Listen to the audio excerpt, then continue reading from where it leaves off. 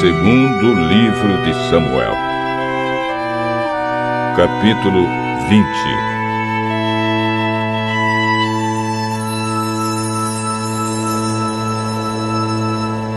20. Aconteceu que estava ali um sujeito ordinário, chamado Seba, filho de Bicri, da tribo de Benjamim. Ele tocou a corneta para reunir o povo e gritou: Abaixo, Davi! Não temos nada a ver com ele! Não adianta nada segui-lo! Homens de Israel, vamos voltar para casa! Então todos os israelitas abandonaram Davi e foram com Seba. Mas os homens de Judá ficaram fiéis a Davi e o seguiram desde o rio Jordão até a cidade de Jerusalém. Davi foi para o seu palácio em Jerusalém e colocou numa casa guardada por soldados as 10 concubinas que havia deixado tomando conta do palácio. Ele lhes deu tudo o que precisavam, porém não teve relações com elas.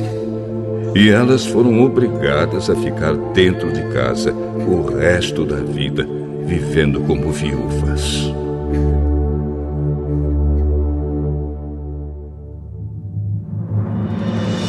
O rei disse a Amasa: convoque todos os homens de Judá e esteja aqui de volta com eles depois de amanhã. Amasa saiu para convocar os homens.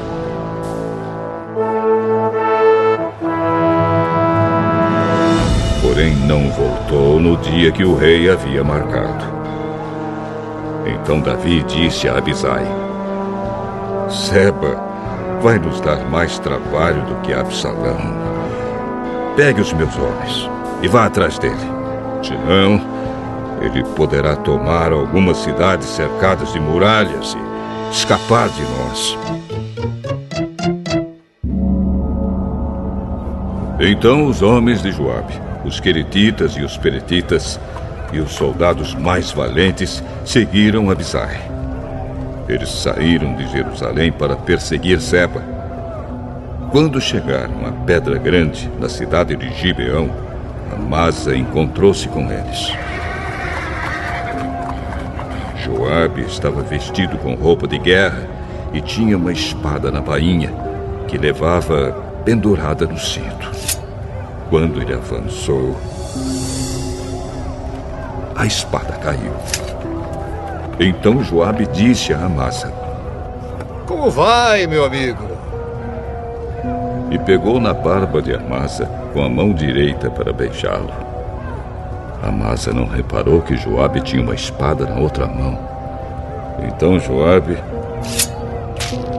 enfiou a espada na barriga de Amasa. E os seus intestinos saíram e se esparramaram pelo chão. Ele morreu na mesma hora. Joabe não teve de feri-lo uma segunda vez. Em seguida, Joabe e o seu irmão Abisai continuaram a perseguir Seba. Um dos soldados de Joabe ficou perto do corpo de Amasa e gritou: Todos que estão do lado de Joabe e são a favor de Davi, sigam Joabe! O corpo de Amasa ficou estendido no meio da estrada, coberto de sangue. O ajudante de Joabe viu que todos estavam parando. Então arrastou o corpo para fora da estrada e estendeu um cobertor sobre ele, porque todos os que o viam paravam. Depois que o corpo foi tirado da estrada, todos foram com Joabe perseguir Seba.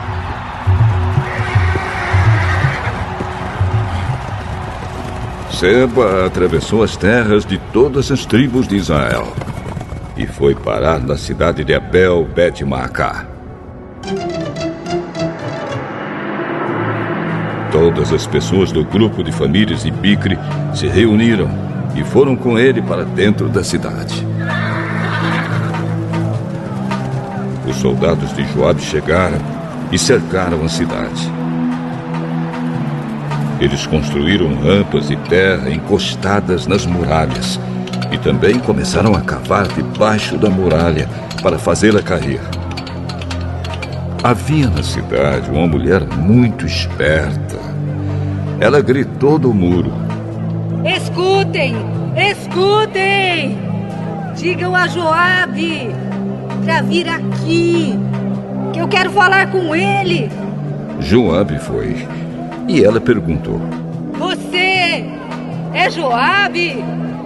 Sim, sou. Escute, Senhor. Estou escutando. Antigamente, costumavam dizer: vão e peçam conselhos na cidade de Abel. E era assim que resolviam os problemas. A nossa cidade é grande e uma das mais pacíficas e leais de Israel.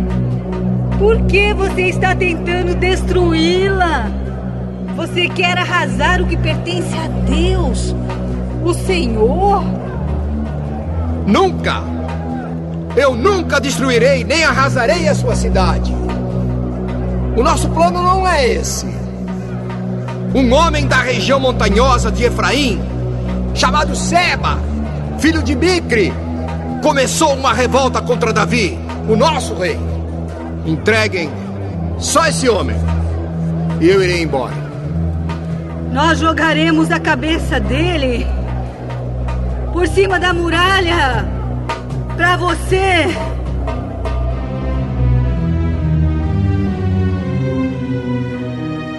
E ela foi dar o seu conselho ao povo da cidade.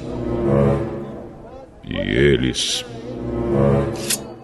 cortaram a cabeça de Seba e a jogaram por cima do muro para Joabe. Ele tocou a corneta, reuniu os homens e todos deixaram a cidade e voltaram para casa. E Joabe voltou para perto do rei Davi, em Jerusalém.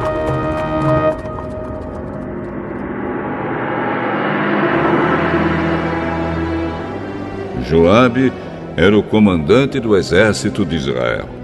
Benaías, filho de Joiada, era o chefe dos queretitas e dos peretitas. Adonirão era responsável pelos homens condenados a trabalhos forçados. Josafá, filho de Airude, era o conselheiro do rei. Seva era o escrivão. Zadok e Abiatar eram os sacerdotes. Ira, da cidade de Jair, também era um dos sacerdotes de Davi.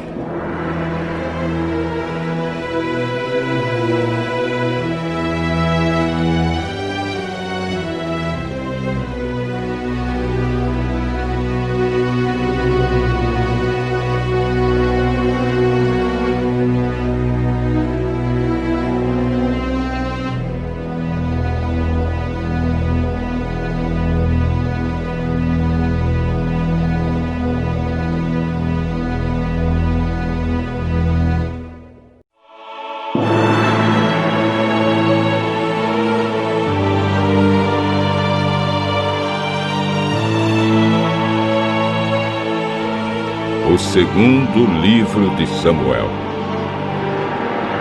capítulo 21.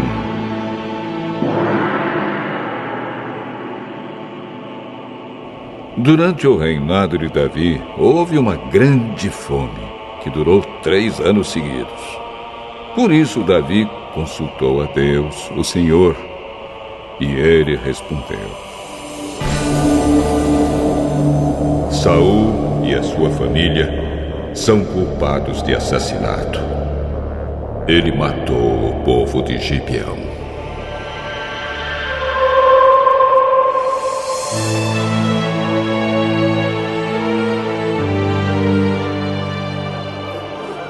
O povo de Gibeão não era israelita. Eles eram um pequeno grupo de amorreus que os israelitas tinham prometido proteger. Mas Saul havia tentado acabar com eles por causa do interesse dele pelo bem do povo de Israel e de Judá. Então Davi chamou o povo de Gibeão e disse: o que posso fazer por vocês? Eu quero pagar pelo mal que lhes foi feito, para que assim vocês abençoem o povo de Deus.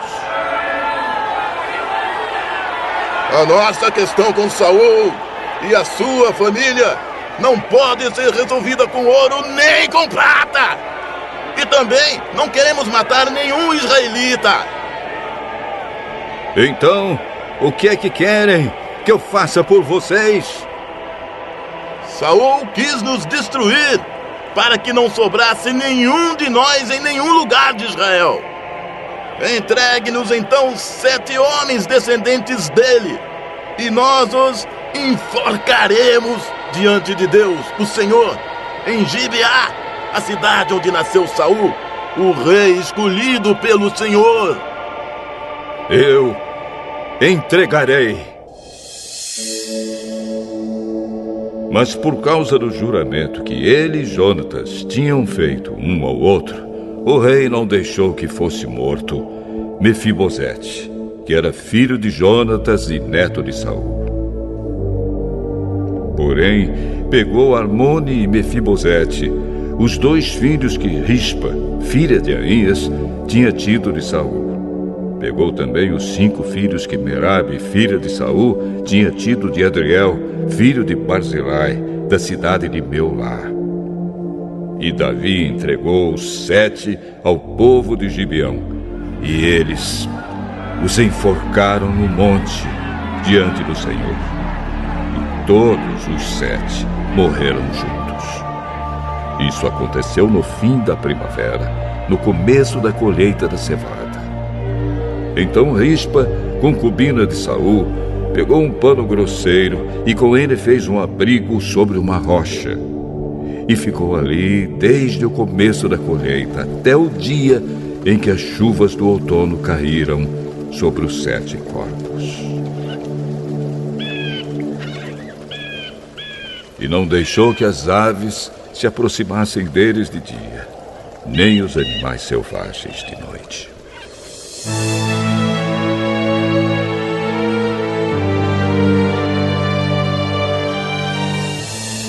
Quando soube o que Rispa tinha feito, Davi foi e tomou dos moradores de Jabes de Gileade os ossos de Saul e do seu filho Jonatas. Os moradores de Jabes haviam retirado os corpos da praça de Bet-San, onde os filisteus os tinham pendurado no dia em que mataram Saul no monte Gilboa. Davi então colocou os ossos de Saul e de Jonatas junto com os ossos dos 7 homens que haviam sido enforcados. Sepultaram os ossos de Saul e de Jonatas no túmulo de Quis, o pai de Saul, na cidade de Zela, no território da tribo de Benjamim. Tudo o que o rei mandou foi feito. E depois disso, Deus respondeu às orações do povo pelo seu país.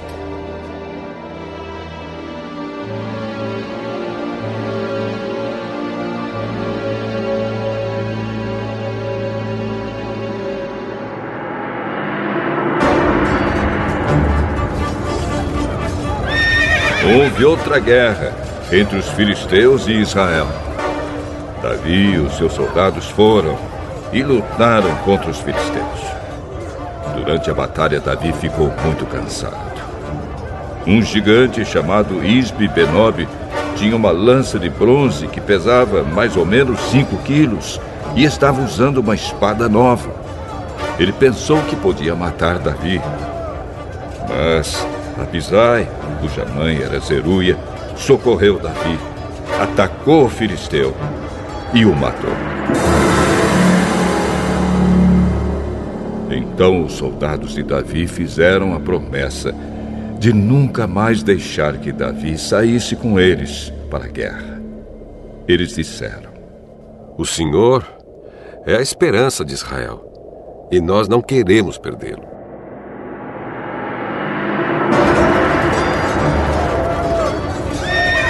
Depois disso, houve outra batalha contra os filisteus, na cidade de Gobe. E Sibecai, da cidade de Uza, matou um gigante chamado Safe. Houve mais uma batalha contra os filisteus em Gobe. E Elanã, filho de Jair, de Belém, matou Golias, da cidade de Gate. O cabo da lança de Golias era da grossura do eixo de um tear de tecelão. E houve ainda outra batalha em Gate. Ali havia um gigante, descendente dos antigos gigantes, que tinha 6 dedos em cada mão e em cada pé. Ele desafiou os israelitas, e Jonatas, filho de Simeia, irmão de Davi, o matou. Esses 4 eram descendentes dos gigantes da cidade de Gate, e foram mortos por Davi e os seus soldados.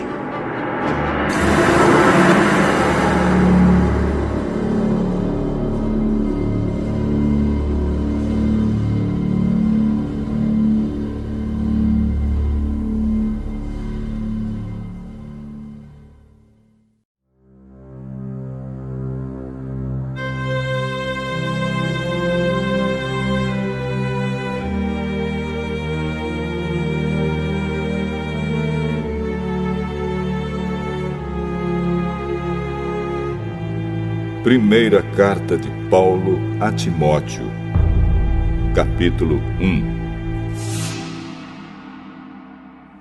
Eu, Paulo, apóstolo de Cristo Jesus por ordem de Deus, o nosso Salvador, e de Cristo Jesus, a nossa esperança, escrevo a você, Timóteo, meu verdadeiro filho na fé. Que a graça, a misericórdia e a paz de Deus, o Pai, e de Cristo Jesus, o nosso Senhor, estejam com você. Peço que você continue na cidade de Éfeso, como já pedi quando estava indo para a província da Macedônia. Existem aí nessa cidade alguns que estão ensinando doutrinas falsas, e você precisa fazer com que eles parem com isso. Diga a essa gente que deixe de lado as lendas e as longas listas de nomes de antepassados, pois essas coisas só produzem discussões. Elas não têm nada a ver com o plano de Deus, que é conhecido somente por meio da fé. Essa ordem está sendo dada a fim de que amemos uns aos outros com um amor que vem de um coração puro, de uma consciência limpa e de uma fé verdadeira. Alguns abandonaram essas coisas e se perderam em discussões inúteis.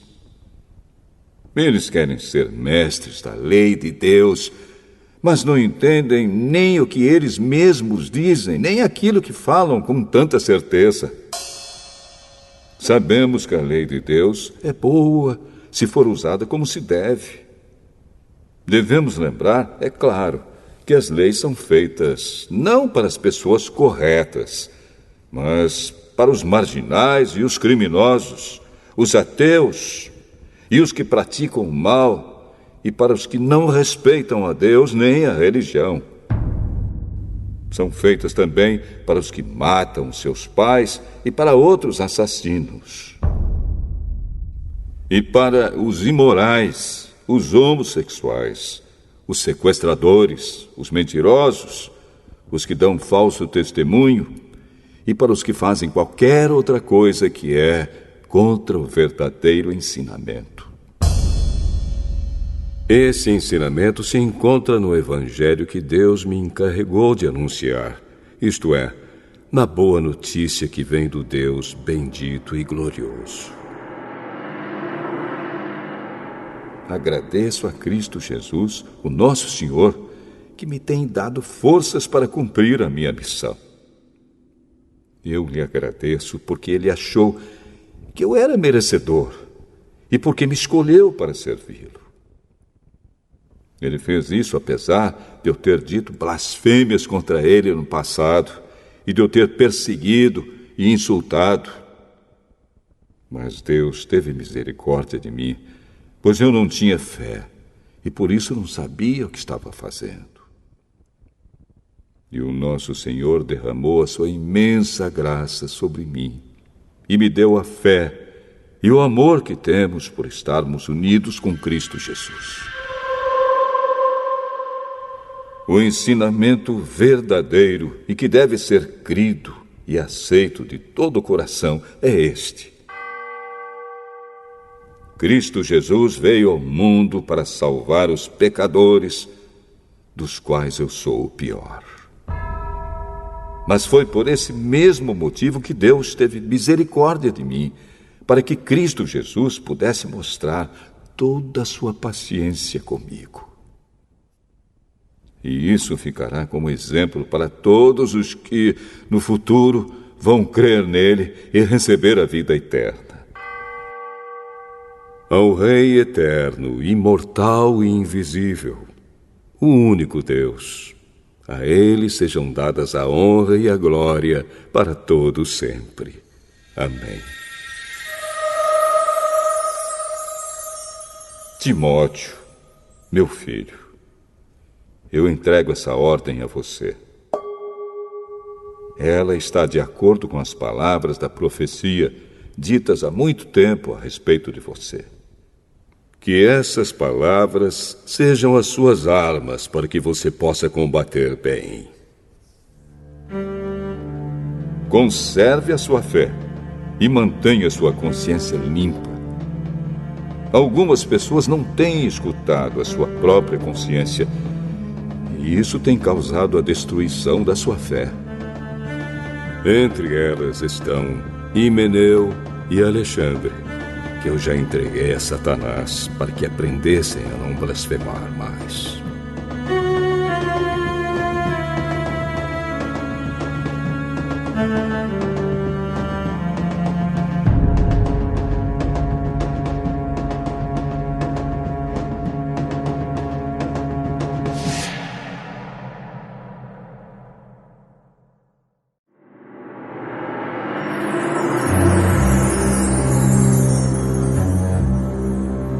Primeira carta a Timóteo, capítulo 2.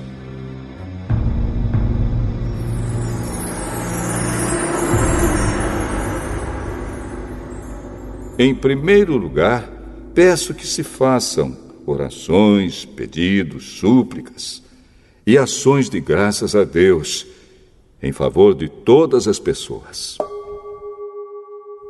Orem pelos reis e por todos os outros que têm autoridade, para que possamos viver uma vida calma e pacífica, com dedicação a Deus e respeito aos outros. Isso é bom e Deus, o nosso Salvador, gosta disso. Ele quer que todos sejam salvos e venham a conhecer a verdade. Pois existe um só Deus e uma só pessoa que une Deus com os seres humanos, o ser humano Cristo Jesus, que deu a sua vida para que todos fiquem livres dos seus pecados. Esta foi a prova dada no tempo certo de que Deus quer que todos sejam salvos. E eu fui escolhido como apóstolo e mestre dos não-judeus para anunciar a mensagem da fé e da verdade. Eu não estou mentindo, estou dizendo a verdade. Quero que em todos os lugares os homens orem, homens dedicados a Deus, e que, ao orarem, eles levantem as mãos, sem ódio e sem brigas. Quero também que as mulheres sejam sensatas e usem roupas decentes e simples. Que elas se enfeitem, mas não com penteados complicados, nem com joias de ouro ou de pérolas, nem com roupas caras. Que se enfeitem com boas ações, como devem fazer as mulheres que dizem que são dedicadas a Deus. As mulheres devem aprender em silêncio e com toda a humildade. Não permito que as mulheres ensinem ou tenham autoridade sobre os homens. Elas devem ficar em silêncio. Pois Adão foi criado primeiro e depois Eva. E não foi Adão quem foi enganado. A mulher é que foi enganada e desobedeceu à lei de Deus. Mas a mulher será salva tendo filhos se ela, com pureza, continuar na fé, no amor e na dedicação a Deus.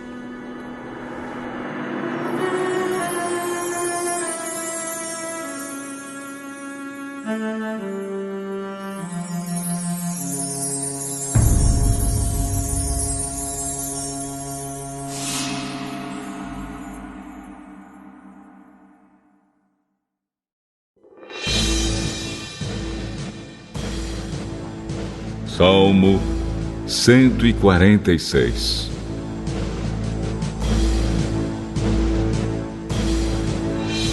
Aleluia! Que todo o meu ser te louve, ó Senhor. A vida inteira eu louvarei o meu Deus, cantarei louvores a Ele enquanto eu viver. Não ponham a sua confiança em pessoas importantes, nem confiem em seres humanos, pois eles são mortais e não podem ajudar ninguém. Quando eles morrem, voltam para o pó da terra, e naquele dia todos os seus planos se acabam. Feliz aquele que recebe a ajuda do Deus de Jacó, aquele que põe a sua esperança no Senhor, seu Deus, o Criador do céu, da terra e do mar e de tudo que neles existe. O Senhor sempre cumpre as suas promessas. Ele julga a favor dos que são explorados e dá comida aos que têm fome. O Senhor Deus põe em liberdade os que estão presos e faz com que os cegos vejam. O Senhor levanta os que caem e ama aqueles que lhe obedecem.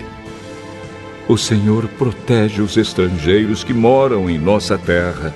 Ele ajuda as viúvas e os órfãos, mas faz com que fracassem os planos dos maus. O Senhor será rei para sempre. Ó Jerusalém, o seu Deus reinará eternamente. Aleluia!